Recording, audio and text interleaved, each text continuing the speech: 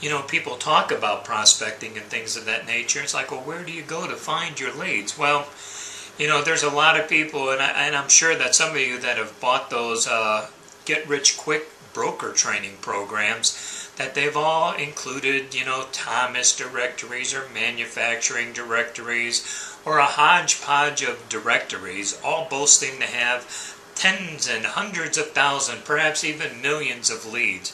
But what percentage of them are really true viable customers? You know, when I was in the freight brokering business and growing my business, one of the things that I was almost criticized for was the fact that I never stopped looking for new opportunities. If I went to the grocery store, I looked at every label, every manufacturer. If I went to office supplies, I looked at every tag. Who made the desk? Who's shipping paper?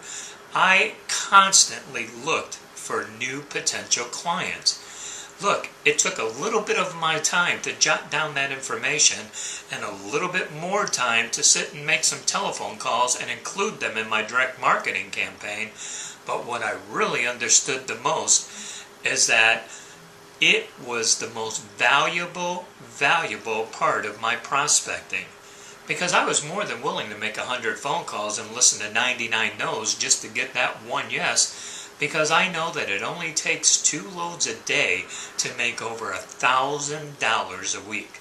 That's what stuck in my brain the whole time. And then I added different philosophies that I cover in my newest book, The Ideal Path to Increase Profits. A lot of people talk about the fact that they're a bit shy of the telephone and initiating contact, and I always try to tell them that you're underselling yourself. If you didn't have the qualities, you would have never attempted to get into this business, because everybody knows that the telephone is a big part of it. I try to paint different pictures to help them feel comfortable, but the one thing I always preach to them is a belief that I've had from day one in my business world. Whether you think you can or whether you think you can't, you're 100% right.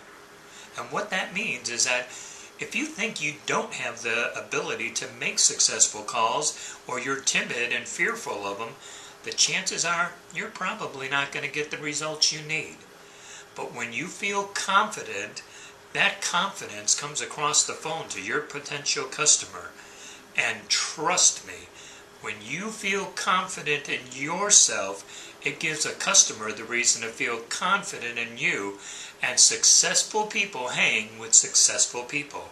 Your positive energy that you exude over the telephone, all in all, you'll find a lot of great solutions and suggestions on how to increase your customer base for your freight brokering industry.